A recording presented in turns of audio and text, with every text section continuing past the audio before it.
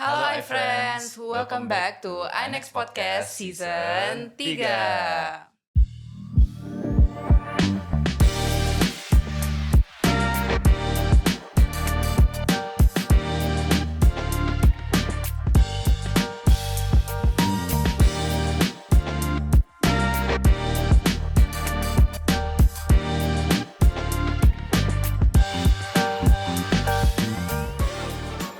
Oke, selamat datang iFans di iNext Podcast. Mungkin iFans penasaran nih, ini siapa? Kok hostnya ganti lagi? Nah, maka dari itu izinkan kami untuk memperkenalkan diri kami terlebih dahulu. Namaku Maluka Mulia Maeswara dari Mene 23. Nama aku Anin dari Mene 22. Nah, dan di episode kali ini kita mau membahas apa nih, Nin? Pertanyaan yang bagus nih Ma. Jadi sebelumnya di manajemen itu ada 4 kompetensi nih. Ada human resource, ada operations, finance, dan juga marketing. Nah kalau dilihat dari aku dan teman-teman di sekitar aku tuh kebanyakan dari kita tuh tertariknya di marketing nih. Maka dari itu di podcast kali ini kita bakal ngangkat tentang strategi branding di era digital yang dinamis. Kita harapannya di podcast kali ini kita tuh bakal belajar tentang seputar marketing, khususnya tentang gimana caranya kita membangun strategi branding yang kuat, gimana caranya marketer memanfaatkan sebuah momen, dan masih banyak lagi. Wah, menarik banget nih. Nah, kebetulan kita sudah mendatangkan narasumber yang memiliki wawasan luas di bidang marketing, yaitu Pak Sigit Kurniawan, selaku Editor-in-Chief di Marketeers. Halo Pak. Halo. Selamat datang. Terima kasih sudah diundang. Iya, terima kasih. Terima kasih udah menyempatkan waktunya juga Pak. Iya. Nah, aku yakin teman-teman di sini udah banyak yang tahu soal marketeers, tapi bagi yang belum tahu mungkin Pak Sigit bisa menjelaskan lebih lanjut marketeers itu apa sih Pak? Oke, mungkin sebutannya apa nih? iFriends. iFriends. Iya. Oke, teman-teman iFriend, apa dan siapa marketeer? Marketeer adalah Omni Next Gen Media ya, di mana marketeer ini menjadi platform untuk mengkoneksikan atau menjadi konektor untuk satu yang pertama adalah eager career starter, yaitu para mahasiswa, para Gen Z yang istilah sekarang ya, para anak-anak muda, juga dengan para pemain industri nih, dari brand-brand, kemudian juga karena kita percaya bahwa teknologi itu sesuatu yang tidak bisa kita bendung, kita stop, kita mengkoneksikan mereka dengan para tech company nih. Jadi kita menjadi konektor dari tiga segmen tadi ya, dan itulah marketer, dan kita kemas sekreatif mungkin, sayang mungkin, supaya tetap apa yang kita sajikan itu bisa lebih relevan dengan konsumen saat ini. Oke. Nah, kalau boleh tahu nih Pak, kesibukan Bapak sebagai Editor-in-Chief di Marketeers itu apa saja Pak? Kesibukannya ya tentu karena saya memang awalnya basicnya adalah jurnalis, dan sekarang saya menjadi editor in chief. Ya, pertama tentu editing, kemudian juga melit tim di marketeer. Kita itu ada newsroom, dan newsroom ini terbagi menjadi ada yang menggarap majalah yang mungkin tiap bulan hadir, dan mungkin teman-teman di sini juga sudah pernah lihat ya, dengan cover-covernya yang mungkin unik juga. Kemudian kita juga ada marketeers.com, kemudian ada channel Marketeers TV, dan kita tidak hanya bekerja sebagai jurnalis saja, kita juga menggarap event dan sebagainya, yang semuanya itu dikerjakan oleh tim marketeer, dan kesibukannya seperti itu. Dan saat ini kesibukan paling sibuk itu kita lagi nyiapin event terbesar di tahun ini ya, saban tahun di bulan Desember, yaitu Marketers Conference. Itu event untuk marketing, orang-orang marketing, dan kita bisa mengklaim itu adalah konferensi marketing terbesar di Asia. Dan Desember nanti kita, karena udah pandemi udah lewat, kita akan hadirkan secara offline dengan partisipan lebih besar. Wah, keren banget. Berarti sibuk banget ya Pak. Nah, sebelumnya nih kita juga udah ngecek LinkedIn ya Bapak. Oke. Nah, kalau Bapak ini udah kerja di Marketeers selama 13 tahun. Boleh diceritain nggak Pak perjalanan karir Bapak dari awal Bapak masuk Marketeers? Oke. Mungkin dari awal itu kita memang Oktober ini ya. Saya Oktober ini itu persis 13 tahun ya di Marketeer, dan background saya memang jurnalis, dan tapi uniknya adalah bidang studi saya dulu ketika di kuliah, saya bukan di marketing, saya bukan dari bisnis, bukan dari ekonomi, tapi dari filsafat. Saya dulu kuliah di Sekolah Tinggi Filsafat Triharkara di Jakarta, Dan karena suka tulis menulis dan filsafat dekat dengan jurnalisme ya, akhirnya saya tap in dengan dunia jurnalistik tuh. Mungkin udah sekitar 20 tahunan ya sebagai jurnalis. Kemudian pada 2010 saya gabung di Marketeer dan mulai mengenal apa itu marketing dan akhirnya jatuh cinta sehingga sampai 13 tahun ikut turut mendalami perkembangan marketing hingga hari ini sih. Seperti itu sih. Nah, yang membuat Bapak jatuh cinta dengan marketing itu apa, Pak? Karena saya merasa akhirnya semua orang butuh marketing. Entah itu sebagai person, entah itu sebagai merek atau sebagai perusahaan ya. Semua itu butuh marketing dan everybody is a marketer. Menurut saya, akhirnya saya bisa menyimpulkan seperti itu. Misalnya person, sebagai seorang jurnalis saya juga butuh marketing untuk personal branding. Iya, iya. Marketing yourself sebagai announcer, sebagai content creator, mungkin sebagai selebriti atau mungkin yang saat ini lagi hot sebagai politisi misalnya. Sebagai capres cawapres itu kan butuh marketing. Iya, benar. Ya benar. Bagaimana personal branding itu penting dan semuanya elemennya adalah marketing. Jadi everybody is marketer dan butuh marketing. Itu yang menarik akhirnya. Berarti sebelum bergabung dengan Marketeers, Bapak belum ada belajar tentang marketing itu nggak ada sama sekali? Ya, ketika bergabung di Marketeer dan saya kan Marketeer kan bagian dari Markles ya sebagai perusahaan konsultan marketing dan konseptor dari marketing dunia ya.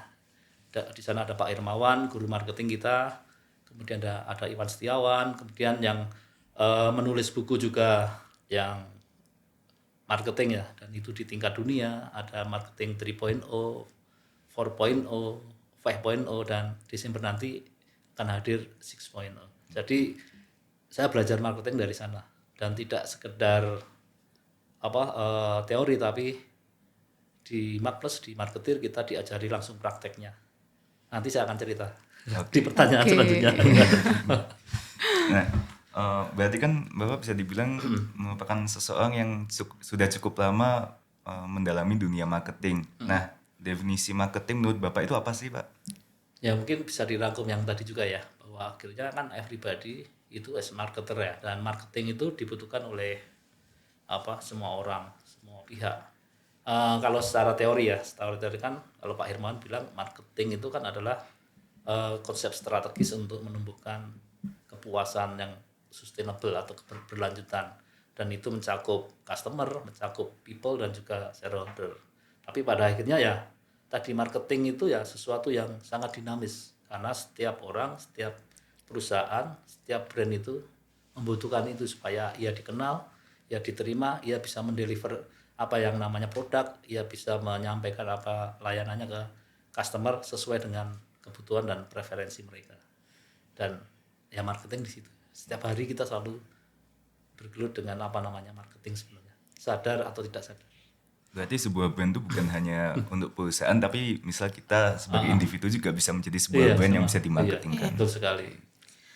Nah, tadi kan Bapak juga mention kalau marketing itu sesuatu yang sangat dinamis. Nah, itu kan artinya marketing itu kan selalu, dunia marketing itu selalu berubah seiring dengan perkembangan zaman. Nah, menurut Bapak apa sih perbedaan landscape marketing yang sekarang dibandingkan waktu Bapak tuh awal berkecimpung di dunia marketing ini? Oke, mungkin yang sebelum jawab itu kita perlu lihat dulu ya bahwa ada elemen yang men-trigger terjadinya perubahan di marketing gitu kan. Marketing intinya marketing itu kan dinamis. Makanya di kami selalu menuliskannya marketing itu market stripping. Karena bukan sesuatu yang statis, bukan sesuatu yang baku, tapi selalu berkembang dinamis. Dan dinamis ini dipengaruhi oleh apa? Kita namakan di model kami itu ada 4C.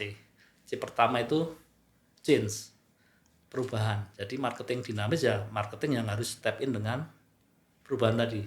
Dan perubahan itu pertama-tama di driver atau trigger oleh apa? Ya, oleh yang namanya teknologi. Di awal tadi saya bilang bahwa teknologi kan unstoppable nih, selalu terus berkembang. Teknologi ini bisa macam-macam, ada media sosial, bahkan sekarang sampai AI yang di tingkat advance dan sebagainya. Dan kami percaya bahwa perusahaan atau siapapun yang tidak tap in dengan teknologi akan ketinggalan. Yang tidak beradaptasi dengan teknologi, dia juga akan ditinggalkan. Karena teknologi kan sangat cepat perubahannya. Apa yang keren hari ini belum tentu keren besok atau lusa, seperti itu, ibaratnya kan seperti itu. Dan marketing tap in dengan segala sesuatu. Kemudian ada political legal, kemudian juga ada customer social culture di customer, ada market dan juga ada ekonomi, itu yang ikut membuat marketing itu dinamis. Dan kita tahu bahwa konsep marketing juga berkembang kan. Ada awalnya itu dulu katakanlah marketing 1.0. Itu cirinya apa? Itu cirinya adalah product centric. Itu mungkin ketika ekonomi Amerika lagi bagus-bagusnya zaman dulu ya, sebelum Perang Dunia. Eropa juga lagi bagus-bagusnya, dan mereka pengen unjuk nih, pabrik-pabrik banyak didirikan pasca revolusi industri kan, pabrik banyak, dan orang selalu memproduksi produk sebanyak-banyaknya, sebagus-bagusnya. Itu product centric. Nah, itu 3.0, 1.0. Kemudian ada guncangan ekonomi lagi. Ternyata kalau cuma mengandalkan produk aja ternyata enggak nih, karena udah mulai banyak pesaing. Kemudian juga ternyata customer itu need-nya beda-beda, kebutuhannya beda-beda. Makanya perlu disegmen lagi. Oh, ternyata kalau customer ini saya kasih produk ini, terus kemudian produk yang sama saya kasihkan ke customer lain, ternyata nggak nyambung juga. Makanya perlu segmentasinya. Maka saat itu orientasinya berubah ke customer. Jadi 2.0 itu ya customer driven, customer oriented lah, seperti itu. Nah, kemudian ternyata itu udah ditandai ada internet ya. Orang udah mulai terkoneksi dengan media sosial. Waktu itu mungkin masih ada Twitter, zaman-zamannya dulu Twitter, terus apalah yang masa-masa itu. Ada Friendster dan sebagainya. Nah, kemudian menyadari bahwa ternyata ketika masyarakat udah semakin cerdas, itu nggak cukup nih kalau hanya customer oriented, harus ada spirit, karena customer kan menginginkan sesuatu yang bernilai ya, ada kejujuran dan keadilan dan sebagainya. Makanya lahirlah konsep marketing 3.0 yang berbasisnya spirit, human spirit lah. Kan makanya tagline-nya judul bukunya kan marketing 3.0 from product to customer to human spirit. Nah, kuncinya di situ. Customer pengen diperlakukan sebagai manusia seutuhnya. Tidak sekedar dibombardir dengan produk, dibombardir dengan ikan, tapi perlakukanlah customer itu sebagai manusia seutuhnya yang punya hati, punya pikiran, punya perasaan, dan punya keinginan, punya anxiety, kecemasan, dan juga punya harapan atau hasrat dan desire tadi. Seperti itu sih. Itu 3.0. Dan ternyata tidak hanya customer aja yang diperhatikan, tidak hanya profit aja yang harus dikejar, tapi juga bisnis kalau pengen sustain itu juga harus memperhatikan apa yang namanya lingkungan dan juga people ya. Makanya ada profit, tapi juga harus ada memperhatikan people, tapi juga memperhatikan apa yang namanya planet. Nah, di situ itu yang jadi marketing 3.0 itu menjadi basisnya ya, elemennya bahwa marketing atau bisnis itu harus jujur, harus adil, tidak merusak lingkungan, memberdayakan masyarakat dan sebagainya. Itu landasannya di situ. Kemudian lanskap industri kan terus berkembang dengan adanya teknologi digital mulai marak. Nah, di masa transisi dari tradisional ke digital, lahirlah apa yang disebut dengan marketing 4.0, dari tradisional ke digital ya. Nah, di transisi itu customer journey itu berubah. Perjalanan customer ya yang harus diperhatikan brand itu berubah, yaitu 5A sekarang dikenal di kami itu namanya 5A, yaitu pertama itu aware, kemudian appeal, kemudian ask, kemudian act, dan advocate. Jadi kalau dulu di era dulu brand atau bisnis yang keren itu ketika perusahaan mampu mendrive customer untuk beli terus, beli lagi. Tapi yang keren di era saat ini adalah ketika customer itu bisa mengadvocate customer lain untuk merekomendasikan nih, ada produk bagus, ada merek bagus, ada layanan bagus, seperti itu. Jadi tingkat tertingginya itu di advokasi. Seperti itu kalau di 5A di era 4.0. Nah, sekarang udah 5.0 nih, di mana teknologi sudah semakin advance, macam-macam ya. Dan benar-benar sangat digital, dan generasi kan sekarang juga didominasi oleh Gen Z ya, Iya. yang sangat digital savvy lah. Begitu lahir benar-benar udah, bahkan sejak dalam kandungan juga udah digital kan, karena ibunya udah dengerin Spotify, Iya, kan ya, seperti itu. Jadi dia di dalam kandungan sampai lahir udah digital, dan itu salah satu yang menandai 5.0 ya. Iya. Dan para pemasar menyadari bahwa teknologi, kalau sekedar teknologi nggak cukup, makanya teknologi harus untuk humanity.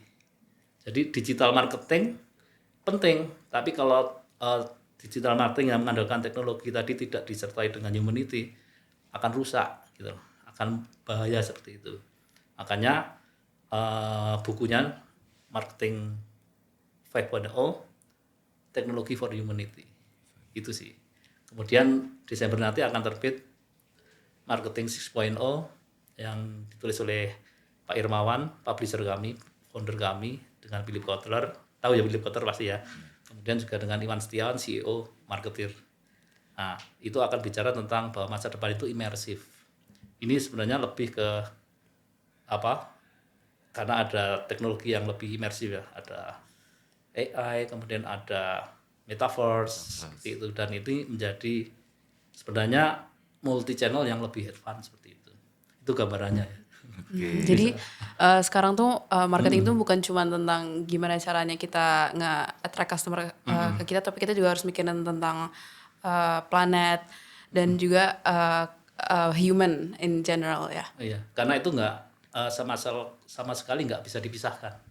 Karena ketika planet ini sustain, bisnis juga sustain. Tapi siapa yang menjaga bahwa planet ini bisa sustain? Ya, bisnis ini juga punya peran untuk tanggung jawab untuk ke sana. Berarti sebuah brand tuh nggak hanya untuk produk-produknya saja yang diungguli, tapi juga value-value dari brand Iya. itu juga. Makanya ada istilah creating value with values. Value itu keuntungan lah, profit. Tapi kamu meraih keuntungan itu lewat values, nilai-nilai yang lo sebar ke masyarakat, ke people, ke planet, ke bumi, bahwa bisnismu nggak rusak lingkungan. Toh masyarakat saat ini kan sudah sadar itu ya, apalagi Gen Z Iya, ya. Gen Z bener-bener. kan sangat Bener sosial mindednya besar ya, Iya. pedulian pada lingkungan dan sebagainya. Gender, nah Iya. seperti itu. Nah, tadi masih berhubungan dengan digital dan teknologi nih Pak. Salah satu inovasi yang muncul dari era digitalnya adalah e-commerce yang memudahkan kita untuk bisa bertransaksi dan belanja dimanapun kita berada. Jadi dibuat lebih nyaman lah Pak. Nah, apalagi waktu pandemi COVID-19 kemarin itu konsumen tuh mulai sadar betapa membantunya dan simpelnya kita memakai e-commerce untuk belanja. Nah, perubahan perilaku konsumen dan adanya e-commerce ini memunculkan satu isu yang belakangan ini banyak dibicarakan, yaitu terancamnya keberadaan pasar-pasar konvensional seperti contohnya pasar Tanah Abang akibat kedua hal tersebut. Menurut Bapak, apakah pasar konvensional ini masih bisa berkompetisi di era digital ini, dan apa yang harus mereka lakukan untuk bisa survive? Oke, tapi ini mungkin lagi-lagi bahwa teknologi itu unstoppable ya. Iya. Itu yang perlu dipegang dulu. Kita nggak akan bisa menyetop teknologi. Kemudian mau nggak mau kita lah yang harus beradaptasi dengan teknologi. Seperti di awal tadi saya bilang bahwa siapapun yang tidak akan beradaptasi dengan teknologi, dia akan ditinggalkan atau ketinggalan atau bahkan usang. Dan itu banyak kasus kan, banyak merek besar pun banyak yang tutup gara-gara tidak bisa beradaptasi dengan teknologi. Nah, soal tadi yang rame di e-commerce itu kan, karena terus akhirnya salah satu platform sosial commerce ditutup, nggak tahu sementara. Ya kuncinya sebenarnya ya beradaptasilah dengan teknologi sebenarnya kuncinya. Kalau bukan memusuhi teknologi, karena tadi teknologi itu unstoppable. Dalam arti kalau pengen eksis ya para pedagang konvensional itu mulai tap in juga dengan teknologi. Toh juga teknologi nggak akan sejahat itu untuk menghabiskan mereka. Makanya kenapa pemerintah harus turun tangan ya, yang diatur kan regulasinya ya, supaya bagaimana apa yang terjadi di pasar tadi bisa permainannya itu fair gitu kan, menguntungkan ini. Kenapa mungkin ditutup? Karena mungkin ada nggak ada fairness nih. Iya. Ternyata siapa yang sebenarnya diuntungkan dari situ? Mungkin ya seperti itu. Tapi yang jelas kita nggak akan merekomendasikan untuk mempertahankan ini yang sifat tradisional yuk terus. Tapi justru mendorong bagaimana yang pemain tradisional tadi bisa tap in dengan teknologi. Toh juga nggak harus canggih-canggih amat dan sebagainya, tapi butuh kreativitas di sana kan, karena semakin dibendung teknologi akan terus nggak peduli, dia akan terus berkembang seperti itu sih. Jadi kata kuncinya ya harus beradaptasi dengan teknologi sih. Berarti kita jangan memusuhi teknologi, tapi justru kita menggunakan teknologi karena bagaimanapun juga teknologi itu mesti akan selalu berkembang. Dan karena kompetisinya juga di sana kan. Iya. Dan sekarang ya bukan berarti yang fisik akan ditinggalkan, enggak. Seolah-olah semuanya harus dijual online, enggak. Toh kita juga tahu sendiri sekarang era pasca Covid kan, orang lagi berbondong-bondong lagi ke offline kan. Iya. Iya benar. Konser selalu ludes, selalu rame, festival seni selalu rame, festival kuliner selalu rame. Itu tanda bahwa semua nggak bisa dipenuhi dengan online aja. Bahkan 2 tahun pandemi itu kan membuat customer mengalami atau berada di titik jenuh kan, pengen lagi offline. Namun dunia sekarang itu beda dengan dunia yang sebelum pandemi terjadi. Sekarang adalah eranya untuk omni. Jadi ya baik pemain tradisional, baik pemain online itu ya kalau mau eksis harus omni. Omni itu mengintegrasikan antara online dan offline. Apalagi generasi sekarang kan hidup di era digital ya, istilahnya digital nih, kayak kata itu amfibi, dia bisa hidup di darat tapi juga hidup di di air gitu kan. Dan konsumen Gen Z saat ini kan seperti itu. Jadi dia hidupnya ya di online tapi juga hidupnya di offline fisik. Itu sih, jadi kuncinya itu menurutku. Berarti karena teknologi itu unstoppable, bagi orang-orang yang nggak beradaptasi, yang nggak ngikutin teknologi itu bakal ketinggalan. Nah, berarti kalau kayak gitu gimana sih caranya kita menyusun strategi marketing yang tepat buat brand atau bisnis kita gitu? Gimana menurut Bapak, gimana sih cara yang paling efektif untuk pilih strategi marketing supaya brand kita tuh bisa sustain ke depannya? Ya, mungkin kita kembali ke teori kalau kita mau menganalisis bisnis ya. Jadi kita selalu kita lihat change-nya itu apa. Di industri ini perubahan-perubahan yang terjadi itu apa? Perubahan-perubahan apa yang di-create atau didorong oleh teknologi. Misalnya dulu ya kayak Gojek gitu kan. Dulu kan banyak yang marah-marah tuh, ojek online seperti itu kan banyak marah-marah. Apalagi yang pemain konvensional ya, marah-marah. Ini gimana ini mengurus bisnis saya nih. Tapi lama-kelamaan mereka juga beradaptasi dan akhirnya juga tap in dengan teknologi kan. Meskipun mungkin ini juga jawaban yang tadi ya, meskipun pemain tradisional itu tidak mempunyai investasi untuk teknologi, dia bisa kolaborasi kok dengan perusahaan teknologi gitu. Jadi eranya kolaborasi itu juga menjadi salah satu kunci untuk sustain para pemain tradisional tadi. Tidak harus invest sendiri yang mahal mungkin, tapi bisa kolaborasi dengan yang punya teknologi itu. Kemudian tools marketing apa yang paling tepat tadi ya? Itu ya disesuaikan dengan ini. Pertama jelas segmennya mau kemana nih? Karena tentu saja marketing tool untuk segmen satu akan berbeda dengan marketing tool untuk segmen yang lain. Misalnya kita mau menggrab perempuan, makanya pendekatan marketingnya ya harus yang pendekatan yang paling bisa masuk ke segmen women misalnya, kemudian ke anak-anak atau ke eksekutif atau ke Gen Z dan sebagainya. Jadi pertama-tama selalu melihat segmennya itu mau kemana, mau pasar mana yang mau dibidik itu. Makanya marketing diperlukan ya di situ, membaca pasarnya dulu dia mau masuk kemana. Makanya selalu gini bahwa tool itu kan selalu menyesuaikan tujuannya. Brand itu mau tujuannya apa nih? Buka bisnis ini, maka tool menyesuaikan. Jadi sarana itu alat itu sebagai sarana aja, marketing sebagai sarana untuk mencapai tadi tujuan seperti itu. Ini pertanyaan masih berhubungan dengan sebelumnya. Bagaimana jika sebuah brand itu udah terlanjur dianggap tidak lagi memenuhi kebutuhan pelanggan dan tidak relevan dengan kondisi market sekarang. Apa kunci keberhasilan dalam brand tersebut untuk bisa revive dan beradaptasi, Pak? Ya kuncinya ya adaptasi itu sendiri Adaptasi sebenarnya itu ya. Kalau misalnya brand saya kok terlalu tua gitu loh kan. Sementara generasi yang ada itu generasi yang muda yang menginginkan ini ya mau nggak mau ya pertama ya brand dari sisi brand ya dia harus rebranding ya. Banyak kan yang beberapa perusahaan-perusahaan yang udah usia ratusan tahun tapi masih tap in dan pengen rebranding, logonya lebih Modern, lebih simple, mudah, ya. lebih simpel, lebih mudah dipahami. Gaya komunikasinya tidak lagi zaman dulu apa top down tapi lebih bisa tap in dengan komunitas interaktif, bikin konsumen lebih partisipatif dengan brand, membangun conversation, percakapan di media sosial dan sebagainya. Cara-cara itu mau nggak mau sih brand itu sendiri yang harus beradaptasi dengan perubahan kuncinya. Jadi Itu sih. kuncinya adaptasi ya, Ya, Pak? tetap adaptasi.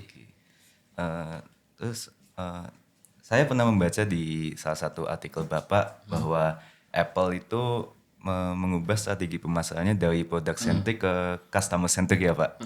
Nah, itu kan juga meningkatkan penjualan dari Apple itu sendiri. Pertanyaannya adalah sebuah brand itu harus lebih fokus ke membuat produk yang paling bagus, yang paling ultimate lah dari kompetitornya atau untuk menjadi penyedia solusi bagi pelanggan, Pak. Oke, mungkin sebelumnya makasih sudah dibaca ya. Ya kalau di kasus Apple itu kan menarik itu sebenarnya.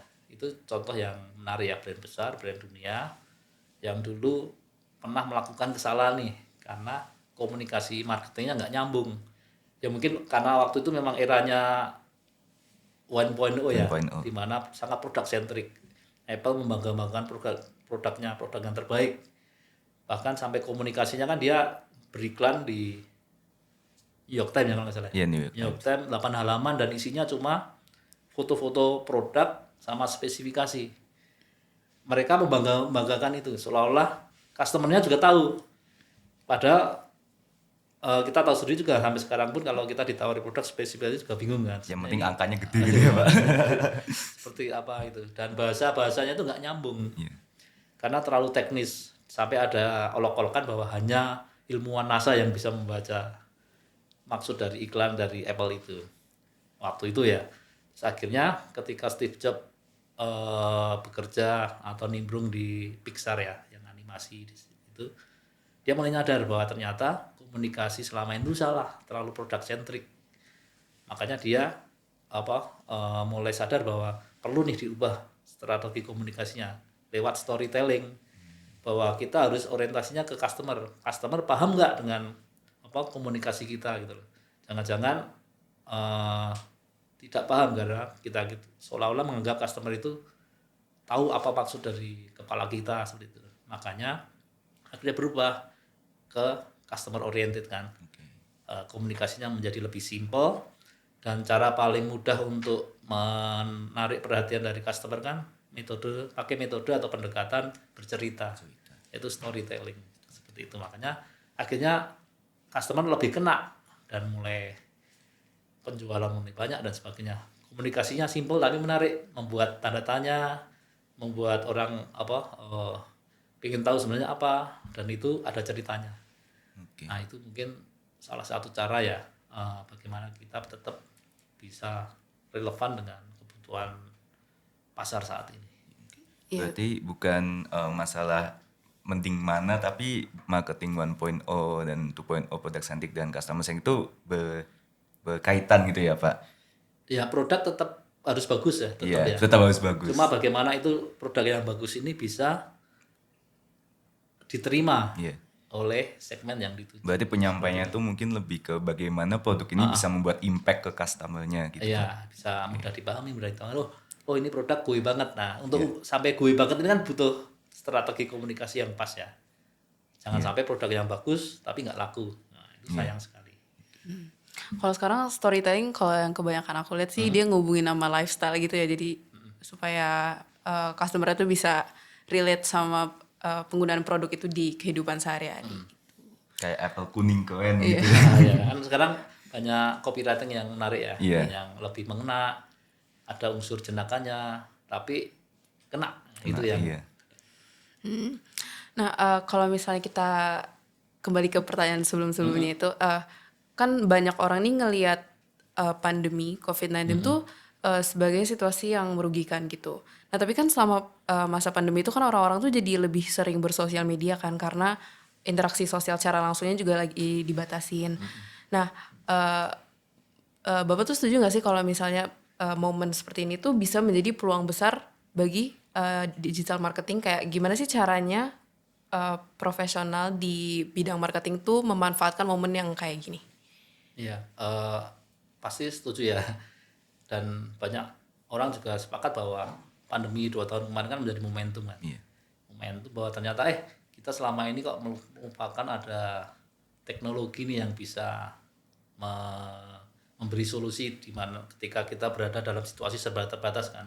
Kita ngumpul nggak bisa, kita ketemu customer nggak bisa, kita jualan juga terbatas karena eh, ya secara sosial dibatasi. Tapi kita akhirnya menyadari bahwa ini momentum bagi teknologi untuk mulai masuk nih, menyadarkan bahwa teknologi ini bisa dipakai untuk solusi itu, bahkan impactnya mungkin bisa lebih besar, jangkauannya bisa lebih luas dan sebagainya.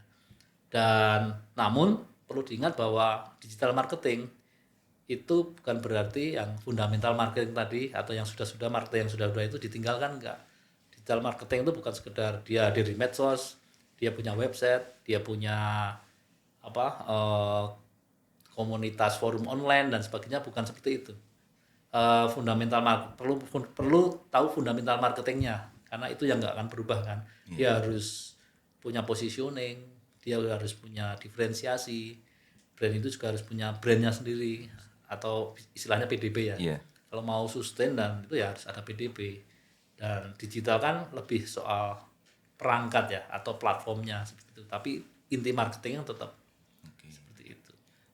Ngomongin tentang momentum tadi Pak, kan pengembangan marketing yang pesat kan dilihat dari ke belakang itu ditandain dengan sebuah peristiwa besar atau momentum yang besar juga, seperti tadi Bapak bilang evolusi industri dan kemarin ada belum lama ini pandemi COVID-19. Nah, menurut Bapak metaverse ini bisa menjadi sebuah momentum yang bisa melesatkan marketing atau tidak Pak? Ya lagi-lagi metaverse kan juga sebagai buah teknologi ya, dan teknologi kan posisinya sebagai sarana ya. Iya. Bisa jadi metaverse karena ke depan juga metaverse akan semakin berkembang kan. Meskipun waktu itu sempat hype-nya kuat kan, tapi Iya. lama-lama kan masih agak tenggelam nih sekarang Memang belum ini. mateng. Karena infrastrukturnya mungkin belum tadi benar belum mateng dan sebagainya. Tapi ke arah sana iya, karena masa depan itu kan imersif ya tadi yang di marketing 6.0. Bukan berarti itu satu-satunya, enggak, cuma bahwa yang diterapkan itu adalah omni. Kita tetap menggarap yang offline, tapi kita bisa juga masuk yang baru-baru tadi yang teknologi advance, ke metaverse dan sebagainya. Dan pasti tidak akan 100% harus ke metaverse, enggak. Iya. Karena tadi bahwa customer kita kan manusia sebetulnya yang pengen ketemu secara fisik, pengen didengarkan, pengen melihat langsung seperti itu. Oh ya Pak, jadi kita kan telah mengenal berbagai kerangka dasar pemasaran kayak SWOT, 4P marketing, dan 5A customer journey. Apakah dalam praktiknya, khususnya mungkin di marketer sebagai contoh bisa ya Pak, masih menggunakan teori-teori dasar tersebut dalam pengembangan strategi pemasaran atau lebih mengandalkan pendekatan kreatif dengan ide-ide yang kemudian dikembangkan Pak? Oke, yang jelas fundamental marketing nggak kita tinggalkan Iya. kan, karena itu yang namanya fundament kan, itu berarti dasar ya. Kayak tadi harus punya PDB, positioning, diferensiasi dan brand. Kemudian bagaimana kita bisa mendeliver konten. Nah, mungkin saya pengen cerita juga nih transformasi yang ada di marketer ya. Jadi dulu kita mungkin boleh dibilang juga sangat product oriented ya. Kita sebagai orang yang memproduksi konten marketing langsung dari pakarnya, konsep-konsep itu kan kita hadirkan lewat media kita, majalah misalnya. Ya udah, yang penting kita deliver aja konten bagus. Cuma kita masih belum memikirkan apa yang namanya desain. Akhirnya pada tahun 2010 itu kita melakukan transformasi desain, karena kita menyadari bahwa kalau cuma mengandalkan konten yang bagus tanpa ada kemasan yang memikat, orang nggak akan melihat kita. Seperti makanya kalau kita lihat ya desain-desain cover marketing kan udah mulai berubah, desainnya lebih mengedepankan visual ketimbang ya imbang lah antara visual sama yang kontennya, supaya ketika orang tertarik kemasannya, orang juga bisa mengambil isinya. Seperti ya kita udah tahu semua ya, bahkan ada idiom medium is the message itu sendiri kan, bahwa kemasan itu ya bagian dari pesan itu sendiri. Itu sih, itu bagian transformasi dari marketing supaya tetap tag in dengan zaman ya. Kemudian kita menyadari bahwa pembaca cetak kan juga mulai berkurang nih. Iya. Mau nggak mau ya kita nggak akan sombong untuk wah nggak, kita tetap bagus, kita nggak usah berubah. Nggak, kita juga hadir di online juga, kita ada markis.com, kita juga ada kanal TV yang juga ada podcastnya juga. Kita pakai alat-alat atau tool yang memang relevan dengan kondisi saat ini ya. Kontennya mungkin sama, cuma cara delivernya itu berbeda sesuai dengan ya zaman lah, biar kita nggak tua, bukan merek tua gitu. Jadi karena manusia tuh visual being tuh visual apa yang kita lihat itu berarti kayak jadi step pertama untuk memikat customer gitu ya. Ya kayak tadi customer journey kan ada aware nih. Oh, ternyata ada produk ini aware. Tapi ketika lihat kemasannya dia langsung jatuh cinta, itu kan appeal. Aware ke appeal lah, mulai tertarik nih. Wah, ini kayaknya desainnya, produknya gue banget nih. Nah, baru tahap selanjutnya dia tanya-tanya, ini produk apa sih ini, produk apa, bisa asnya itu bisa googling, bisa tanya ke teman-temannya, ke keluarganya, ke komunitasnya. Oh, ini bagus, akhirnya dia udah aku beli. Dan ternyata apa yang dia persepsikan, apa yang dia harapkan terpenuhi nih, ternyata bener nih, ini produk yang bagus. Akhirnya dia ke tahap step selanjutnya, yaitu advocate. Dia merekomendasikan itu dengan sukarela ke teman-temannya. Kan beda dengan zaman sebelumnya ya. Kalau iklan yang satu arah kan ya udah, ini versi perusahaan kan, tapi ini yang versi konsumen sendiri. Ini ada produk bagus, saya dengan sukarela, mungkin tanpa dibayar, merekomendasikan ke teman-teman yang lain. Nah, itu stepnya kan seperti itu. Mungkin karena komponen advocate ini jadinya sekarang tuh brand-brand tuh lagi sering kayak nge-hire influencer gitu ya buat kayak buat ngepromosin produk mereka supaya orang-orang tuh karena biasanya kalau orang-orang tuh mendapat rekomendasi dari customer juga, mereka jadi kayak lebih percaya gitu sama produknya.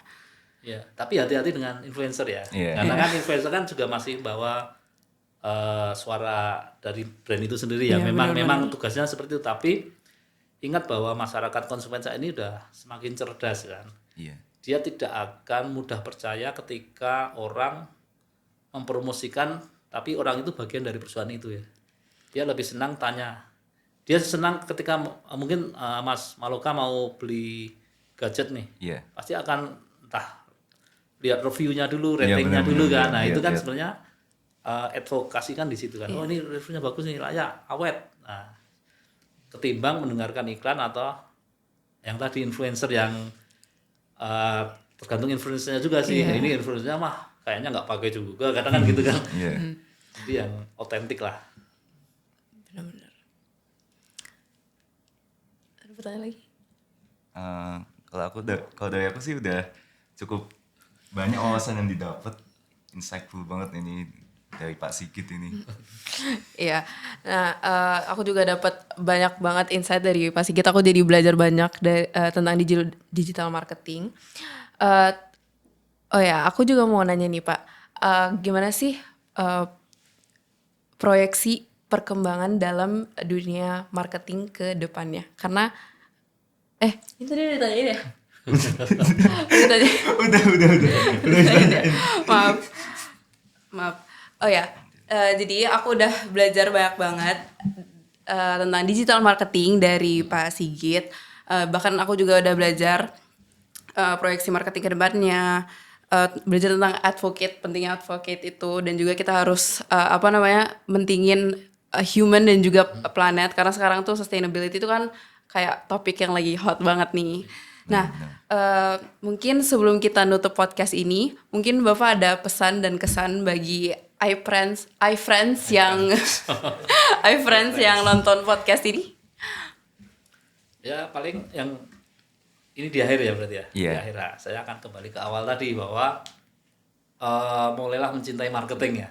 Karena sadar atau tidak sadar sebenarnya kita membutuhkan marketing.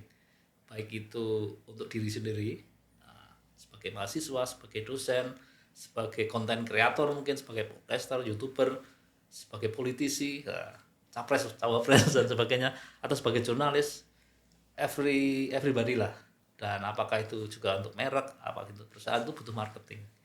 Bisa mulai dengan marketing yourself, itu kan penting.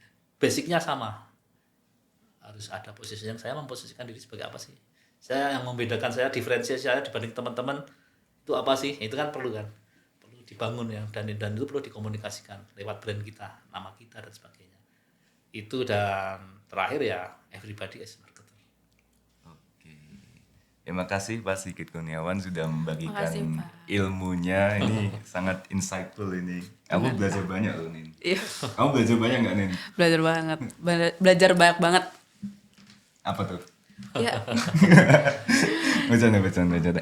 Oke, mungkin segitu dulu aja Evans untuk episode kita kali ini. Sampai jumpa di episode kita selanjutnya yang tentu saja akan menambah wawasan Evans juga. Nah, karena iNext adalah bagian dari IKAMA, Dan dengan Ikama, we share to inspire.